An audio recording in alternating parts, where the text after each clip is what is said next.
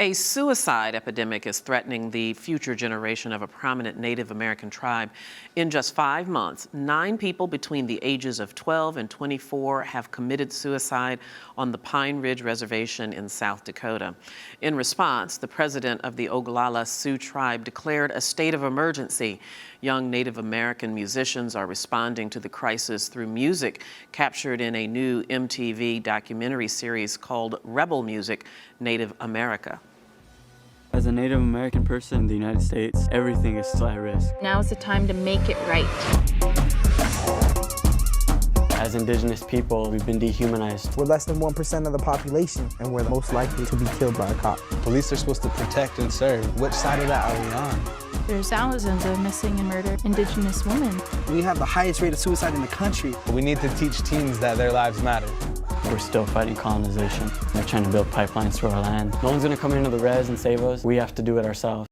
I recently sat down with one of the documentary's producers, Native American journalist Simon Moya-Smith.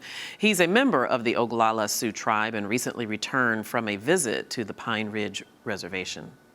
Simon, welcome to Rise America. Thank you so much for being here. Thank you. Let's start with the big picture. Paint a picture for me of the prevalence of suicide, particularly among young people on reservations in Native American communities. Yeah, well, suicide is for Native American kids, they are 2.5 times more likely to commit suicide. And not just kids. I don't want to just say like teenagers. It goes into their 20s. So like one of the most recent was 23. So suicide is unfortunately not just on Pine Ridge. You can find it on so many other reservations.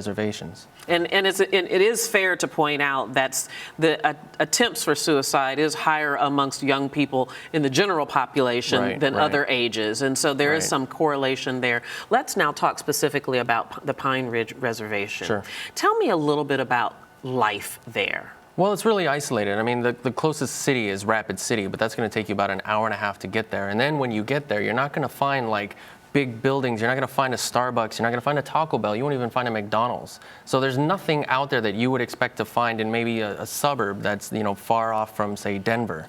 So you're going to find mostly isolation, and then you're going to find dilapidated housing. You're going to find a lot of stray dogs. You're going to find a lot of the consequence of Indian removal. And I think that's really important to notice. When we talk about reservations, people aren't asking, what is a reservation? Well, a reservation was a place where Native Americans were expected to go and die, like Auschwitz. So it was a prison camp. That was the idea. We'll put all Indians in one spot and they will die there. And that's not what happened. It actually became a bastion for our languages, our culture, our elders. Yeah, absolutely. So what specifically is it about life and lifestyle in Pine Ridge that might explain these dramatic spikes in suicide attempts? Well, right now, I mean, I spoke with a family member on Pine Ridge today, and nobody knows why this spike is happening right now. I mean, nothing has changed on the reservation, so it's not like something specific happened that this spike, to justify this spike. But you're talking about an environment where women are 2.5 times more likely to be sexually assaulted. Native Americans are more likely to die at the hands of cops than people of any other race. Including African Americans. Including African Americans. So when these kids leave, you know, their household, and maybe they're leaving because mom's a drunk, or maybe they're leaving because there's sexual assault, but when they go out the door, they're not really welcomed into a very welcoming world, especially if you're a young woman going off, you know, the reservation. And it's these kids feel like they have no hope, but we're trying to show them that there is hope. You made reference to something very specific, which has been covered in the media quite a bit, and that is alcoholism amongst Native Americans has been a persistent problem for a long time.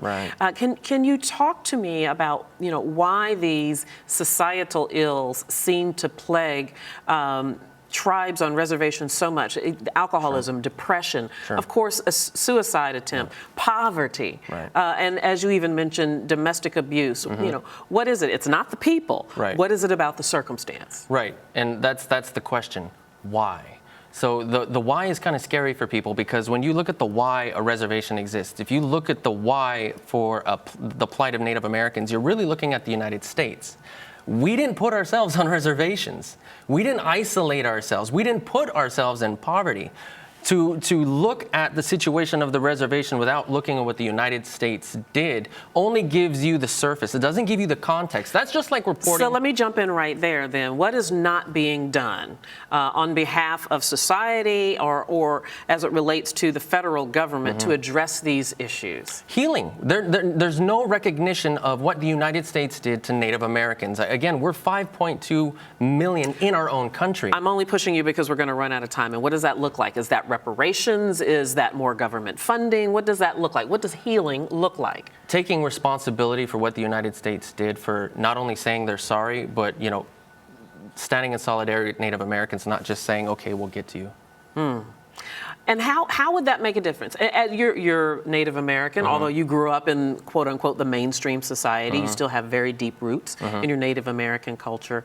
As a Native American that has lived, you know, well, I like to say biculturally, you know, understanding two different cultures, what difference would that make for you as a Native American to be seen, to be recognized in the way that you just described? I mean, that would be powerful. I didn't walk in here with a feather. I didn't walk in here in a loincloth. I mean, that's going to take a huge cultural shift on America's part, not on ours. And finally, very quickly, what's being done to address the suicide spike, or what should be done?